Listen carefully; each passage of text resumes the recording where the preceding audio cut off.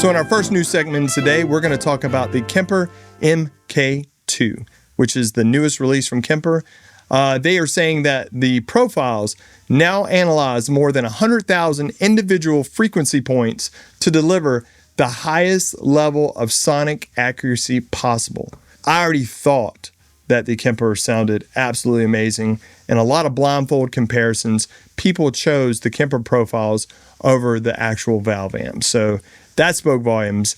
And if they're taking that to another level, I can only imagine how great it will sound. They're also saying that you can run 20 simultaneous audio effects blocks at once. So that's just letting you know you have a lot of DSP. I don't know if I would ever run that many effects, but to know that I have the ability to do so is really cool. I've always thought the effects inside of the Kemper sounded top-notch. I loved the Kemper overdrive pedals, their reverbs, and their delays. I would have liked to have seen a color screen or maybe a touch screen. That was what I was kind of hoping for.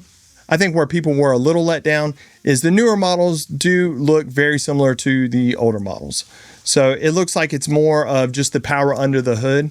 And I think that people were hoping for some significant changes as far as the interface and the displays and how they looked. I understand that because when you come to know Kemper, you have this amazing capture technology, how they've continued to update their systems over the 10 years and add new features. So I think a lot of people were excited and had a very high expectation as to what the Kemper 2 would bring. As far as their updates and how they've continued to push those out, I think there will be some new and exciting features to come down the line as we get further into the release of the Kemper MK2. The one thing that I am absolutely sure of is that when it comes to the Kemper MK2, I am 100% sure it will sound amazing.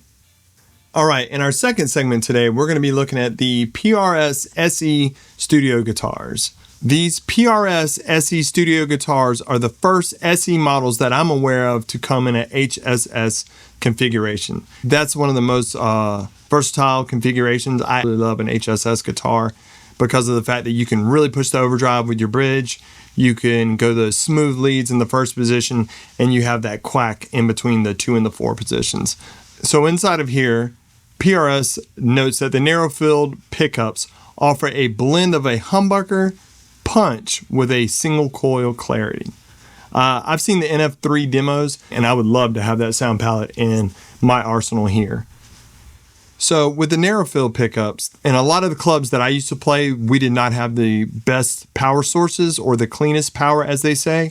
And a lot of times if I were to bring out a Strat, I would end up with that 60 cycle hum kind of going on. So you almost have to have a noise gate or something to try to help out the situation.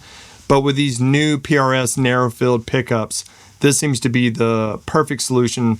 The only thing that I wish, and I'm sure they're coming, is I would have liked to have seen more colors. I do love the green, I like the gray, I like the white. I think they all look great. If I had to choose one, I think I would go with the green. I think it's going to sound amazing. Can't wait to get my hands on one. So in this next segment, we're going to be talking about Logic Pro 11.2. Logic Pro is my DAW of choice. One of the biggest features inside of this one is the enhanced stem splitter. If you remember in the previous version of Logic Pro, the stem splitter allowed you to get drums, bass, vocals, and other. And other would lump in a lot of times guitar, piano, synths, and things like that. But now, with the enhanced stem splitter, you're able to break apart the drums, the bass, the vocals, the guitars, and pianos, and then you would have others. You can also set it up in different presets on how you want it to be broken up. And for me, what pops in my head being a guitar player is I could do some really fun stuff with backing tracks for me to jam over and to practice and learn from. So that's how I would use it. So also included in Logic 11.2 is the writing tools in the notepad. It will now allow you to use ChatGPT with the integrated writing tools. So if you're trying to write a chorus, a verse, or something, you can get suggestions, maybe some help right there, and not have to pop in and out of your DAW. So for me, that kind of helps the workflow and helps you stay in the moment. So that is a huge win, I think. So the other feature update in Logic 11.2 that I'm excited about is the flashback capture. The ability to recover and save spontaneous performances that would otherwise been lost. So if you were playing along to the track, you forgot to hit record, you would be able to recover that. And like I said, it just helps me to be more focused in on being creative and locked inside of those moments. Thanks everybody for joining me today. Don't forget to leave your comments below. I'm really excited to hear your thoughts on this new gear as well as software updates that we are receiving. And please don't forget to like and subscribe. It really does help out a small channel like mine. It does help us to grow. Don't forget to hit the bell notification below to be notified anytime we post a new video. And as always, I hope you all have an amazing day. Peace.